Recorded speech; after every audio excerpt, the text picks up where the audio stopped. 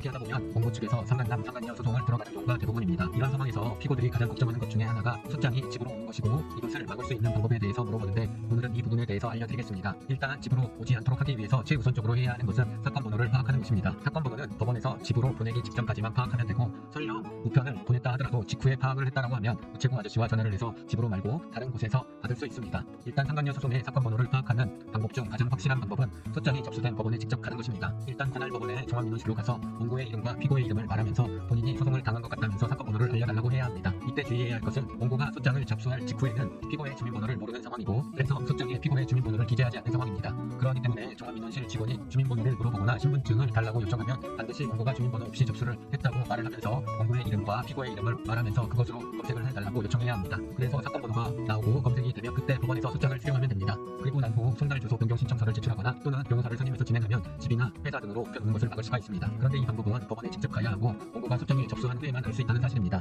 만일 법원에 갔는데 원고의 소장이 접수되지 않았다라고 하면 헛수고만 하고 돌아오게 됩니다. 그리고 여러 가지 사정으로 인해서 법원에 방문이 어렵다라고 하면 이 방법으로는 할 수 없습니다. 법원에 직접 가는 것은 어렵고 불가능하다라고 하면 대법원 나해사건 검색을 활용해 봐야 합니다. 이것을 활용하려면 일단 핸드폰으로는 할 수 없고 컴퓨터나 노트북으로 해야 합니다. 그리고 공인인증서가 있어야 합니다. 그러면 네이버에 대법원 나해사건 검색을 해서 들어가면 공인인증서로 검색하기라는 클릭이 있습니다. 그것을 누른 후 본인의 주민번호를 입력하고 공인인증서로 인증을 하면 됩니다. 그렇게 들어가면 위와 같이 법원명과 사건 번호를 입력하라고 합니다. 일단 법원은 본인이 알고 있으면 해당 법원을 클릭하면 되고 만일 법원을 모르면 맨 밑에 전체라는 것을 클릭하면 됩니다. 그리고 사건 종류는 인사고난소송 또는 가사를 선택해서 검색하면 됩니다.